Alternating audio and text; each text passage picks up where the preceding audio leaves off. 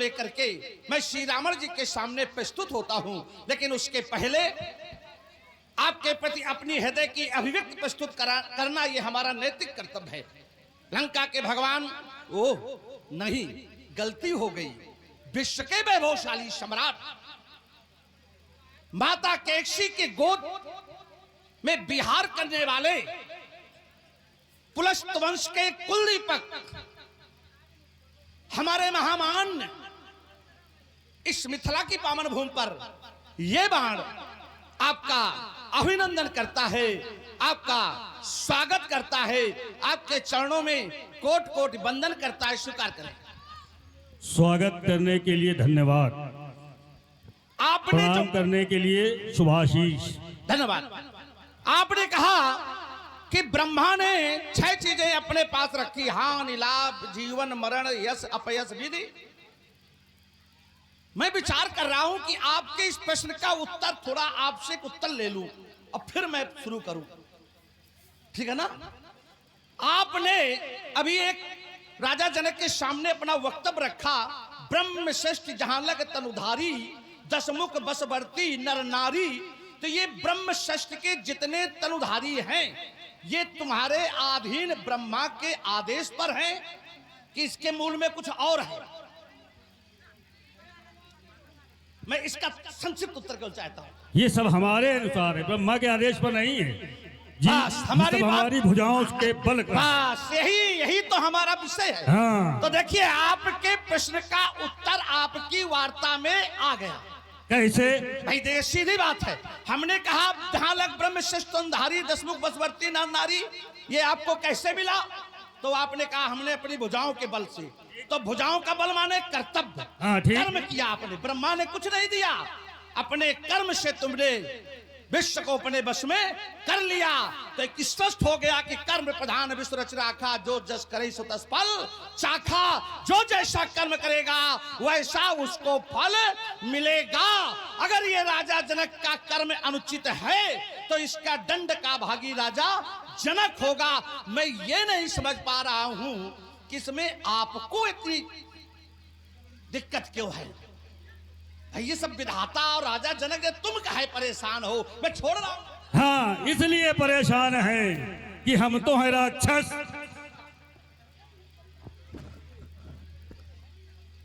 हम हैं राक्षस। क्या जो कुछ हम करेंगे वही राजा जनक भी करेगा? अगर वही करेगा तो फिर हमारे में और राजा जनक में अंतर क्या रहेगा? फिर काहे का योगी, काहे का धर्मात्मा, काहे का महात्मा? हमने तो जो कुछ भी किया सब अपनी भुजाओं के बल से किया। तो राजा जनक तो धर्माचारी है, और धर्माचारी का ये कर्तव्य बनता है कि वेद शास्त्र धर्म जो मार्ग बतावे उसी मार्ग पर चलो। अगर उस मार्ग के विपरीत चले तो फिर काहे कि तुम धर्मात्मा। और रावण तो इनके विपरीत रहेगा। जिस समय मैंने ब्रह्मा के लेख को पढ़ा, जिस समय मैं अपने मस्तक की काट काट करके आहुतियां दे रहा था, तो जरत बिलोक्यो जबई कपाला, विधि के अंक लिखे निज भाला। तो नर के कर आपन बदबाची, तो हंसू जान विधि गिरा असाची। मैं तो विधाता के वचन को असत्य मानता हूं, क्या तुम भी मानोगे? या तो कहो कि हम मानेंगे, राजा जनक भी मानेगा। माने जो ये सिद्धांत बनाया गया है वो धर्माचारियों के लिए है, मनुष्यों के लिए है। इनको पालन करना चाहिए, इनके द्वारा नहीं किया। कह रहे हो कर्म प्रधान।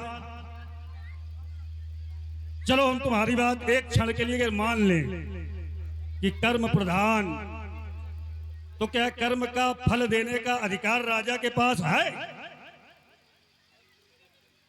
शुभ और अशुभ कर्म अनुहारी, तो ईश दे ये फल हृदय विचारी। तो फिर राजा जनक ने धनुष के ऊपर प्रतिज्ञा किस अधिकार से कर ली है? अल्प विराम। विषयांतर हो रही बात। चलिए, आपने एक बात कही भावावेश में कि मैं ब्रह्मा की बात को असत्य मानता हूं।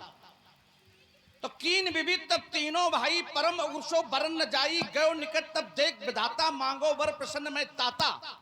तो जब ब्रह्मा की बात असत्य है आप जानते हो, तो फिर उस असत्य कहने वाले से मांगने की आवश्यकता क्यों? बस यहीं दे दे भाई नहीं रुक जाइए, देखिए अपने क्रम में अपने क्रम में हमने आपकी बात नहीं, बढ़िया बढ़िया अपने क्रम में अच्छा आनंद आवे समाज को भी। हाँ, जब आप ब्रह्मा की बात को असत्य जानते हैं तो फिर ब्रह्मा से एक वरदान क्यों मांगा गया? इसका मतलब है कि ब्रह्मा झूठ बोलते हैं और झूठ के वरदान को लेकर के तुमने क्या किया?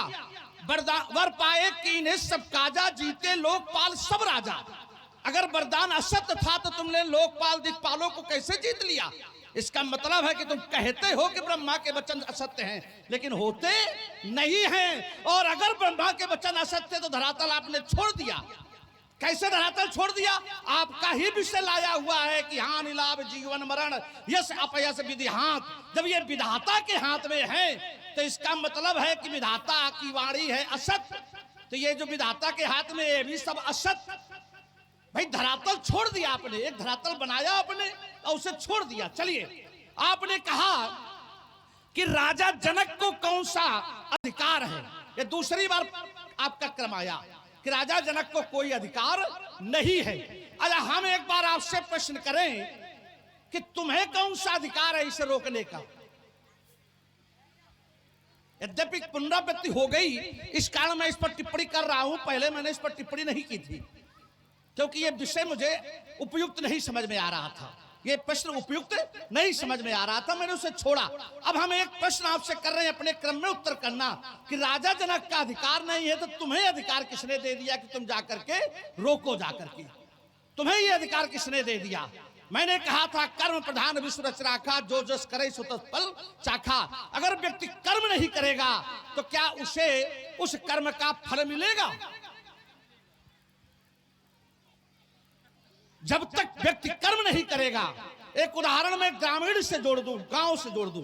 किसी के सामने भोजन रखा हो, अगर वो कर्म ना करे तो रावण जैसे लोग कहेंगे हे भोजन पेट में घुस जाओ, रोटी पेट में घुस जाओ। है ये मतलब हो गया। व्यक्ति को अपने जीवन में बढ़ने के लिए, यश पाने के लिए, हानि लाभ जन्म मृत्यु सब के लिए उसे कर्म करना पड़ेगा। अब कर्म उसका अगर उचित है तो फल उचित मिलेगा, कर्म उसका अगर अनुचित है तो फल उसका अनुचित मिलेगा। एक शब्द और मैं जोड़ दूं कि कर्म अगर उसका सकारात्मक है तो परिणाम उसके पक्ष में आएगा, और कर्म अगर नकारात्मक है तो परिणाम उसके विपक्ष में जाएगा।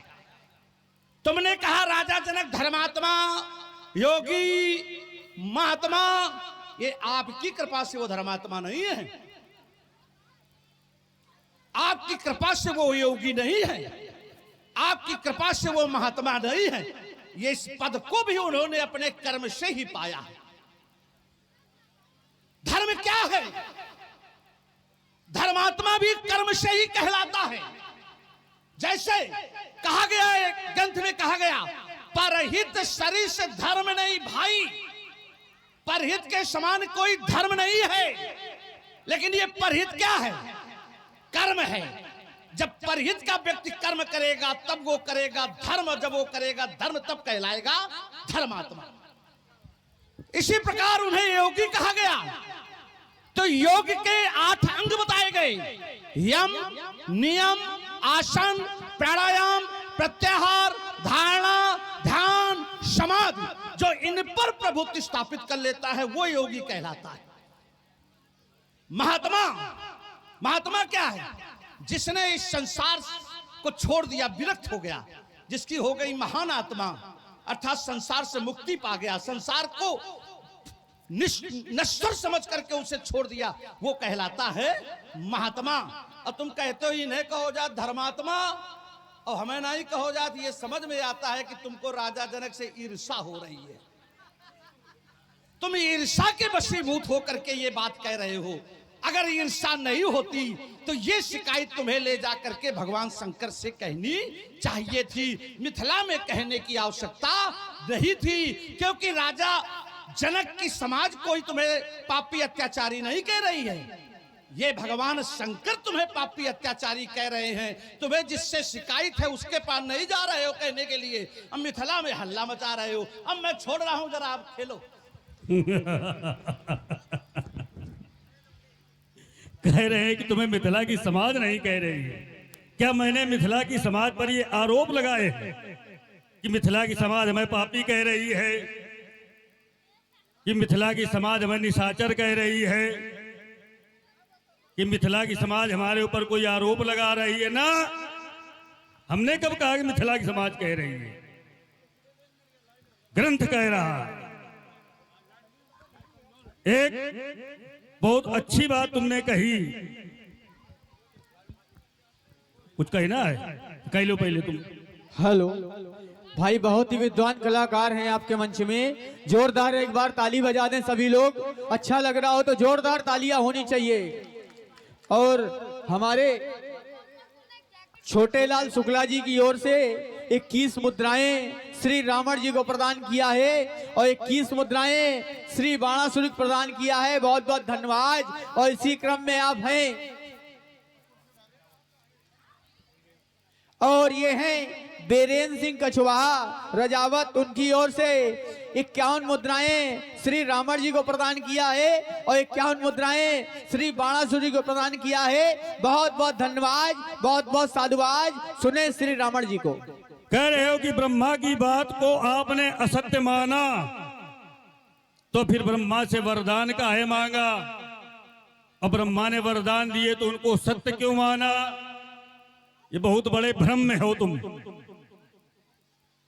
कि हमने ब्रह्मा से वरदान मांगा। हमने भगवान शिव के अलावा किसी से कभी कुछ मांगे नहीं। जो कुछ भी मांगा अपने गुरुदेव भगवान से मांगा, भगवान शंकर से। और यहां भी जिस समय मुझको वरदान दिया गया, क्या ब्रह्मा ने दिया? ना, मैं ब्रह्मा मिली। जो वरदान रावण को दिए गए, वो वरदान क्या ब्रह्मा ने दिए थे? ब्रह्मा केवल साथ में थे भगवान शंकर के। मैं ब्रह्मा मिली तई वर दीना। तो हम ब्रह्मा की बात कैसे मान ले और काहे मान ले? ब्रह्मा की मानो तुम, ब्रह्मा की माने राजा जनक, ब्रह्मा की माने सारा संसार, लेकिन रावण कभी नहीं मान सकता। न मैंने कभी सत्य माना है, पहली बात। दूसरी बात तुम्हारी एक और बहुत मजबूत आई कि परहित सरिस धर्म नहीं भाई और पर पीड़ा सम नहीं अधमाई। परहित से बड़ा संसार में कोई धर्म नहीं होता है। ठीक, बढ़िया बात। और पर पीड़ा सम नहीं अधमाई, किसी को पीड़ा पहुंचाने के समान संसार में कोई दूसरा अधर्म नहीं है। तो अगर ये सिद्धांत भी माना जाए, इस सिद्धांत को भी तुम मानो या राजा जनक माने, तो फिर धनुष को पीड़ा क्यों पहुंचाई जा रही? फिर क्यों इनको तोड़वाया जा रहा? जब पर पीड़ा सम नहीं अधमाई, तो इनको पीड़ा काहे पहुंचाई जा रही है? तीसरी बात, बोले राजा जनक को किस अधिकार से, जो हमने कहा किन अधिकारों का प्रयोग करते हुए प्रण किया है, तो एक प्रश्न किया गया था कि आपने किन अधिकारों का प्रयोग करके इस पर प्रतिबंध लगाया? रावण के पास सर्वाधिकार सुरक्षित है। रावण जब चाहे, जहां चाहे, जो चाहे वो कर सकता है। रावण को किसी से अधिकार मांगने की आवश्यकता नहीं है। भुजबल विश्व वश्यकारी राखे से कौन स्वतंत्र और मंडरीक मणि राम। जो राजाओं का भी राजा है, तो जो मंडरीक मणि होता है उसके पास ये अधिकार होता है कि वो किसी भी राजा के ऊपर कोई भी प्रतिबंध लगा सकता है, उसकी किसी भी कार्यशैली पर टिप्पणी कर सकता है। यह उसका अपना अधिकार होता है। और उन्हीं अधिकारों का प्रयोग करते हुए मैंने राजा जनक के प्रण का विरोध किया। अल्प विराम, फिर मौका दे रहा। हेलो, बहुत अच्छा प्रसंग। इसी क्रम में आप हैं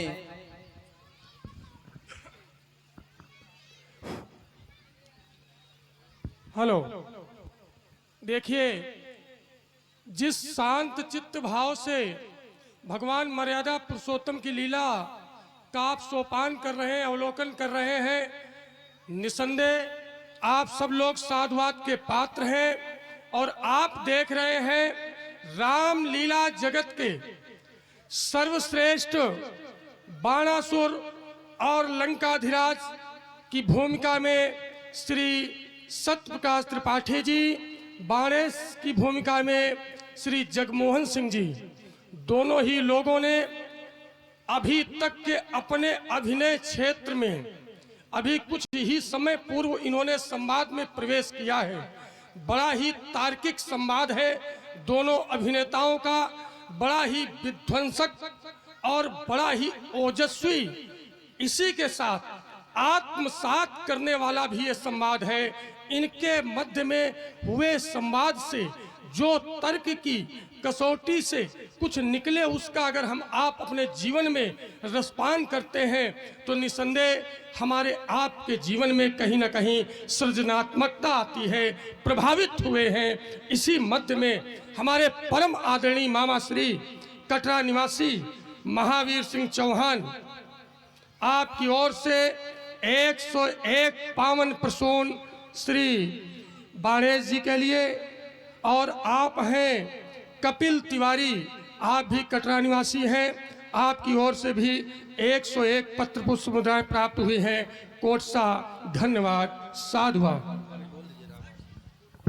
और इसी श्रृंखला में आप हैं राम आश्रय जी, ग्राम प्रधान, आपके द्वारा भी 50-50 पुष्प मुद्राएं दोनों महानुभावों के लिए भेंट हैं। बहुत बहुत धन्यवाद। चलिए, आपने कहा कि मुझे संपूर्ण अधिकार है, भुजबल विश्व बस राकेश को न स्वतंत्र मंडलीक मई रावण राज करत निज मंत्र। आपको संपूर्ण अधिकार है, तो जो कुछ यहां हो रहा होगा ये सब आपकी सहमति से होगा। जो कुछ यहां हो रहा है तो इसमें सब में आपकी सम्मति होगी, और अगर सम्मति नहीं थी तो फिर अभिनंदन क्यों? जो तुम्हारा विरोध करे उसका भी अभिनंदन, जो तुम्हारे अनुरूप न चले उसका भी अभिनंदन, जो तुम्हारे विरोध में कार्य करे उसका भी अभिनंदन।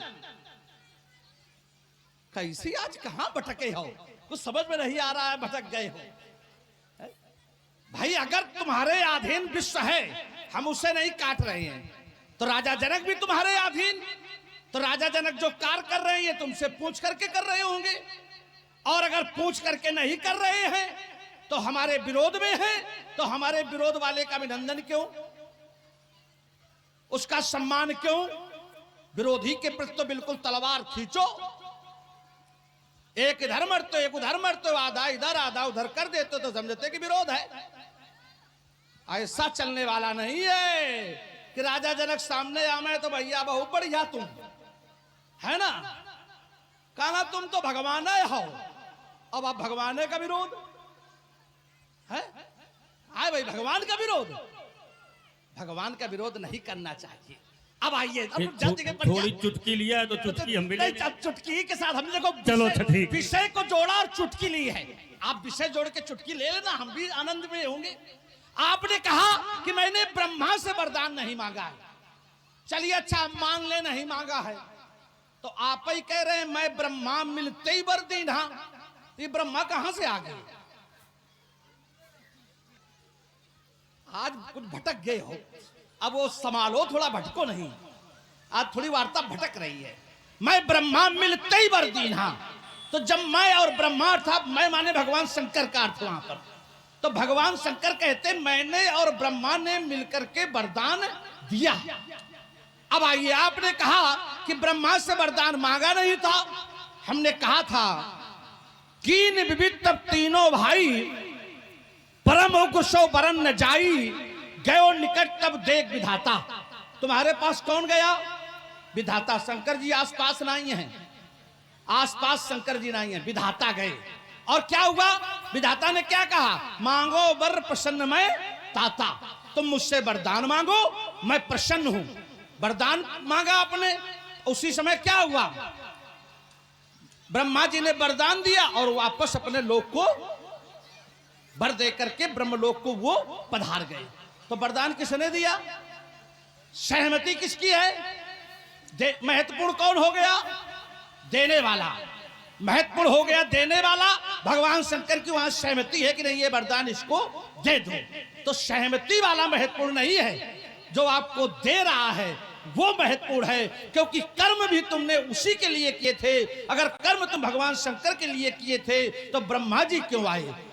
और अगर ब्रह्मा जी आए हैं तो इसका मतलब तपस्या भी ब्रह्मा से ही मांगी, तपस्या भी ब्रह्मा के लिए ही की गई थी। चलिए अब आप एक बात और रखिए कि हमें इस समाज से थोड़ा कोई शिकायत है क्या? हमने कहा समाज के ऊपर कोई आरोप लगाया है? आपको समाज से कोई शिकायत नहीं थी तो फिर आपको समाज में ये वार्ता भी नहीं रखनी चाहिए। जिस समाज में खड़े होकर के आप टिप्पणी कर रहे हैं, कहते हो हमें समाज से कोई मतलब थोड़ो है। तुम्हारा तो वो है कहावत हो गई कि एक आदमी गांव में गाड़ी दे रहा है, नाम ले थोड़ो दे रहे हैं। जरा समझो, हम समझ रहे हैं हाँ, कि तुम्हारी बुद्धि कार्य नहीं कर रही। देखो कार्य कर रही है हमारी पूरी तरह से। रुक जाओ, बिल्कुल नहीं कर रही। जैसे गांव में एक व्यक्ति खड़ा हो गया सभा में और गालियां दे रहा है, और जब समाज के से कोई उठे का लगता है भैया गाली दे रहे हो, कदम तुम्हें थोड़ा दे रहे हैं। इसका मतलब है कि तुम पूरी समाज को आरोपित कर रहे हो। इसका अर्थ ही है, बुद्धिमान लोग लगाएंगे कि पूरी समाज को तुम आरोपित कर रहे हो, पूरी समाज को अपने आवेश में तुम घसीट रहे हो। अगर तुम्हें ये बात नहीं थी तो मिथिला में ये कहने की आवश्यकता नहीं थी कि हम करते हैं तो हमें लोग दुरात्मा कहते हैं। जो हम कर रहे हैं राजा जनक करें। इन्हें तो धर्मात्मा कहा जाता है, इन्हें तो महात्मा कहा जाता है, इन्हें तो योगी कहा जाता है। ये आपको शिकायत है और ये शिकायत तुम्हें भगवान शंकर के पास जाकर के कहनी चाहिए थी। अब एक बात आपने और कही कि राजा जनक को अधिकार में जोड़ रहा हूं, ये भगवान शंकर का आदेश है। इस ग्रंथ से दूसरे ग्रंथ से लाके मैं उत्तर दे रहा हूं। क्या भगवान शंकर ने कहा चाप मोर तो ग्रह धरो पूजत जही कर नेम ता सुभंग यज्ञ कर पाओ योग सुछेम। भगवान शंकर ने स्वयं कहा है कि जो धनुष हमारा तुम्हारे यहाँ रखा है तुम उस धनुष पर प्रतिज्ञा करो उसे तोड़वाने की और अपनी बेटी के योग सुयोग वर को प्राप्त करो। ये भगवान शंकर का आदेश है राजा जनक के लिए और ठीक राजा जनक वही कार्य कर रहे हैं। मैं वाणी को विराम देता हूं। तुम्हारे द्वारा ये बार बार कहा गया, एक बार मैंने इसको छोड़ दिया था कि राजा जनक जिस समय सामने आए, राजा जनक ने अभिवादन किया तो आपके द्वारा उनका अभिनंदन किया गया। अगर आपके विरोध में राजा जनक है तो फिर अभिनंदन क्यों? शत्रु भी अगर आकर के नतमस्तक हो जाए, देखो बहुत अच्छी बात तुम्हें दे रहा हूं, नई बात दे रहा हूं। कभी भी चाहे जितना बड़ा शत्रु हो और अगर वो आकर के अभिवादन कर ले और सरल करने पैर छू ले तो बिना आदेश के ये हाथ तुम्हारा उसके सर पर चला जाएगा। आदेश की प्रतीक्षा नहीं करेगा ये। राजा जनक ने शिष्टाचार समर्पित किया, अभिवादन किया, तो अभिवादन करने वाले को आशीर्वाद दिया जाए चाहे न दिया जाए, कुछ न कहा जाए, तब भी 4 लाभ उसके जीवन में स्वतः प्राप्त हो जाया करते। आयुर्विद्या यशोबलम वो अधिकारी बन जाता है। तो राजा जनक ने हमारा स्वागत किया, अभिनंदन किया, वंदन किया, उसके प्रति उत्तर में राजा जनक का अभिनंदन हमारे द्वारा किया गया। ये कोई अनैतिक नहीं, सामाजिक कार्य है, यह सामाजिक रीत रिवाज है। ये चाहे जितना बड़ा विरोधी हो, लेकिन जब सामने दंडवत हो जाएगा तो उसका सम्मान तुम्हें रखना होगा। ये राजनीति कहती है। जानो भी तो राजा तो हो नहीं, अगर राजा होते तो राजनीति जानते कुछ। दूसरी बात जो तुम्हारे द्वारा कही गई कि भगवान, बोले क्या भगवान का विरोध करोगे?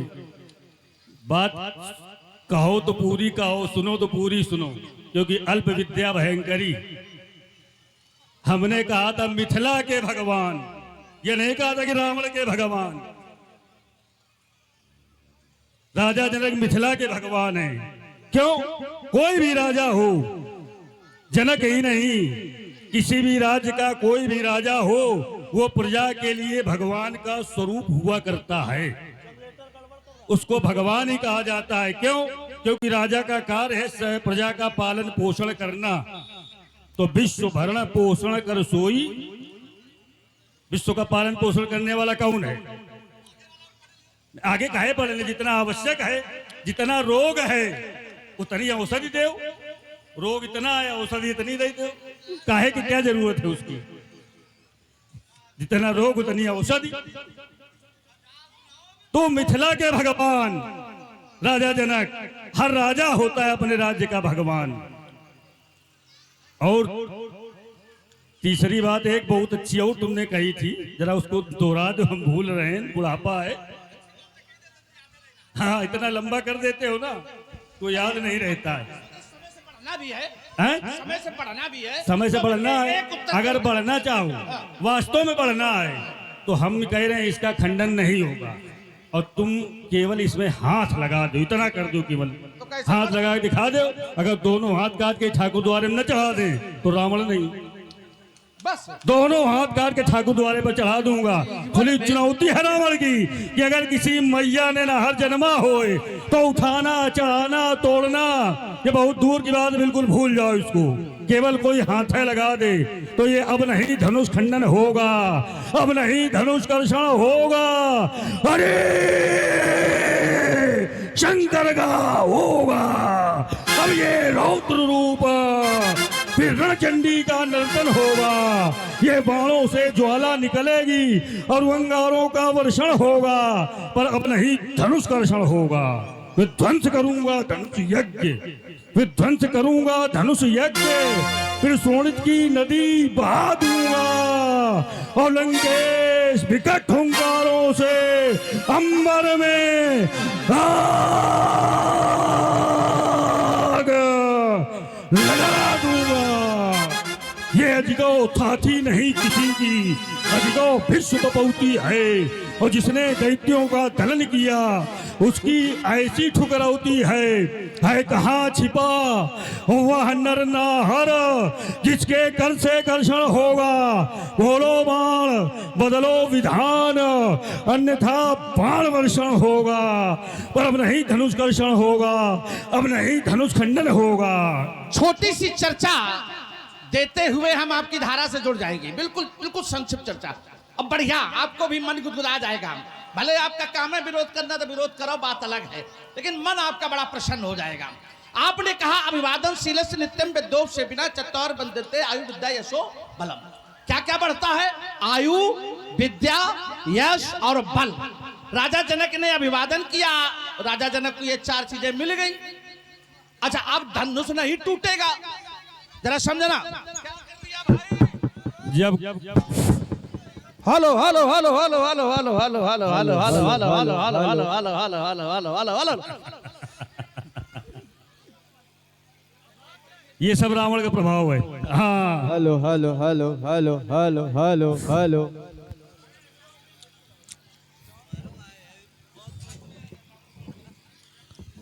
Hello hello hello hello hello hello. Operator, sound operator, sound operator. Hello hello hello.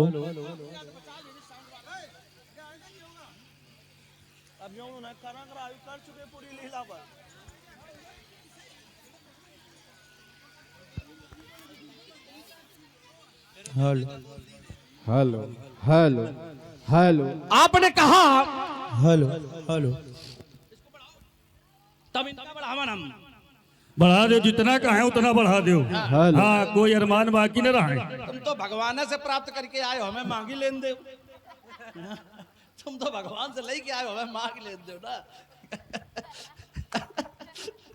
तो अभिवादन से चार चीजें मिलती, क्या? यश, आयु, विद्या, यश, है ना, और बल। अच्छा, राजा जनक की बेटी का विवाह नहीं होगा तो क्या मिलेगा? यश की अपयश? मर जाए राजा। अरे भाई रुक जाओ, भाई रुक जाओ, रुक जाओ भाई, घबरा के देखो। भाई देखो, भाई कह रहे हो धनुष खंडन नहीं होगा और तुम कह रहे हो कि हमारे सामने प्रणाम की नहीं, हम आशीर्वाद दिन। आयु, विद्या, यश और बल। अब बिटिया का बियाह न होई तो राजा जनक का यश मिली कि अपयश?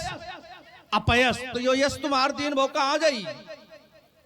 इनके कहते बना इस बड़ा चतुर खेल है ये रावण जी। अभी चलो इस पर और चर्चा करते, लेकिन नहीं करेंगे। इधर देखो, ये मेरे शंभुग माम पे का पान हुआ और किसी वीर के द्वारा यदि कोई बद्धन शक्कार हुआ तो कर्म है मेरे अस्त्र शस्त्र वो नहीं परम न पाएगा। उसके शौरित को गरल बना ये स्वयं पी जाएगा।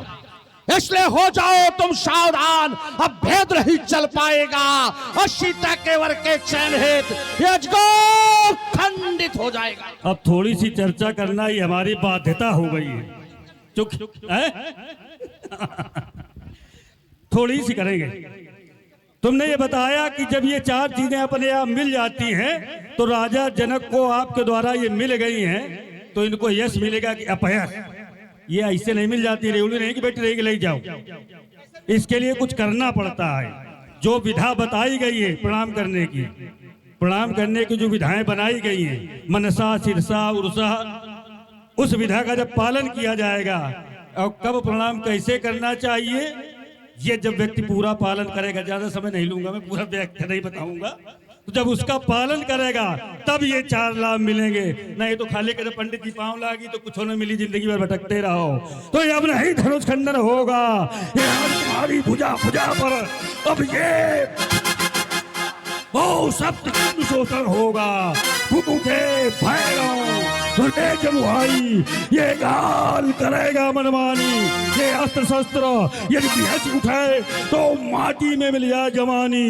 विधैल उठाएंगी दसों दिशाएं, अवनी अंबर का भी उठाएंगे और सही न सके मैं भार शेष फणा, लंकेश हृदय ही हाथ उठेंगे। फिर रवि बरसावे अग्नि व्योम से, ऐसा भीषण रण होगा। पर अब नहीं धनुष कर्षण होगा, अब नहीं धनुष खंडन होगा। अब 10 फुट तेरे 10 सब पर चाला के अंगार गिरेंगे और सुन्नी होगी कंचन नगरी। जब गर्भित गदा प्रहार करेंगे और सारित की सत्ताएं निकलेगी और बाणों की बौछारें होगी और चारों ओर चमकती रणवे और तलवारों की धारें होगी। कर्तव्यरत प्रदर्शन होगा। मैं कहता ललकार सभा में और धनुष का खंडन होगा, और धनुष का खंडन होगा।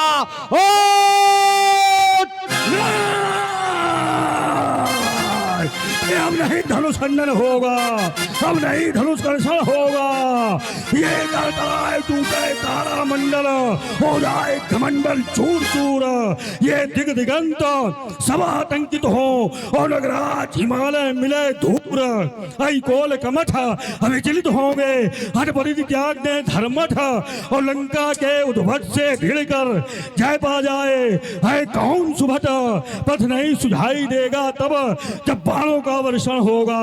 यदि आज मैथिली अधिवेशन में धनुमा का खंडन होगा तो याद रख ये रणबंधुओं धर पर दिखाई देंगे। ये अमरी अंबर रक्त रंजित हो जाएगी, मिट जाएगा काली कंकाली का भी टलवाग, ये चलवल भी धराशायी हो जाएगी। तो जाएंगे वारद में शौर चंद दोनों तारकों का भी फट जाएगा और करता नहीं विमान के बाणवत, वरना हमारे बाणों से दास्त दशमन हो जाएगा। तो ये रक्त से रंजिता ये वसुंधरा हो जाएगी आज, पर धनुष गिरीश का ना खंड हो पावेगा। बाएं मरोड़ दे दशानन बैठ छाती पर, अजगो महान का मांझो मिटावेगा। कहीं को काल बल लंकेश तौल रहे, कौन सिंहनी का लाल जो आयुध उठावेगा। बनरा भूमि जाका धनुकर्षित करैया वीर और जानकी बरैया बर आज जीवित न जावेगा। हेलो, दोनों ही कलाकारों द्वारा वीर रस की भावपूर्ण प्रस्तुति से प्रभावित हुए हैं। हमारे ग्राम के 2 रक्षक हैं, ग्राम के 2 देवता हैं, मध्य में स्थित हैं श्री ठाकुर जी धाम और हमारे नदी के किनारे भगवान श्री क्षेत्रपाल जी महाराज गढ़ आश्रम है। इन दोनों देवताओं की कृपा दृष्टि से, दया दृष्टि से हमारे गांव का जन जन का मन सदैव प्रफुल्लित रहता है। आप हैं झाला जी महाराज, उनकी ओर से 51 रुपये और श्री ठाकुर जी धाम की ओर से 100 रुपये बाणासुर जी को और 100 रुपये लंकेश जी को। और आप हैं हमारे भैया परमादरणीय श्री अवधेश सिंह जी चंदेल, आपकी ओर से भी 50-50 पत्र पुष्प मुद्राएं दोनों ही कलाकारों को समर्पित है। बहुत बहुत धन्यवाद, बहुत बहुत साधुवाद।